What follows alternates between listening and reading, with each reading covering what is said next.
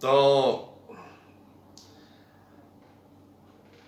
Constitution 1973 part 7 chapter 4 general provisions पर मुश्तमिल है। इसमें 4 अहम, नाम तो इसका जनरल प्रोविजन है लेकिन बहुत अहम इसमें आर्टिकल्स मौजूद हैं। तो 4: contempt of court, terms and conditions of जजेस, supreme judicial council, administrative courts and tribunal, ये इसमें शामिल है। जहाँ तक कंटेम्प्ट ऑफ कोर्ट है, ये आर्टिकल 204 है। आर्टिकल 204 यानी part constitution 1973 part 7 chapter 4 title general provision, article 204 class 1। In this article, court means the Supreme Court or a High Court. Clause 2. A court shall have power to punish any person who abuses, interferes with, or obstructs the process of the court in any way, or disobey any order of the court. यानी किसी भी शक्ल में court के order को disobey करे, court को abuse करे, कोर्ट को रेडिक्यूल करे, उसके ऊपर कंटेम्प्ट ऑफ द कोर्ट नाफिज हो सकती है।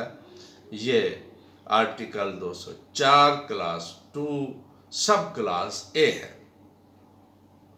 सब क्लास बी में कंटेम्प्ट का बड़ा वादे है कि अगर कोई शख्स कोर्ट के स्कैंडलाइज करता है, scandalize the court or otherwise does anything which tends to bring the court or a judge of the high court into hatred, ridicule or contempt, जज को या कोर्ट को कोई स्कैंडलाइज या रेडिक्यूल करने की कोशिश करे तो कंटेम्प्ट हो जाएगी। आर्टिकल 204 क्लास 2 सब क्लास सी, कोई ऐसा काम करता है does anything which tends to prejudice the determination of a matter pending before the court, court के सामने पेंडिंग है। ये बड़ा दिलचस्प इसमें है कंटेम्प्ट में, अगर हम इसका गौर करें कि जो बाज़ औक़ात हम मीडिया पर मुख्तलिफ केसेस के बारे में पहले से अपनी आरा दे रहे होते हैं कि ऐसा होगा ऐसा नहीं होगा, तो ये कोर्ट की सोच को इन्फ्लुएंस करने में भी आता है। अगर कोर्ट महसूस करे कोई ऐसी चीज़ है तो वो कंटेम्प्ट में उन्हें बुला सकता है, और ऐसे कुछ केसेस हुए भी कि उन्होंने ऐसी चीज़ें दी तो कोर्ट ने उनको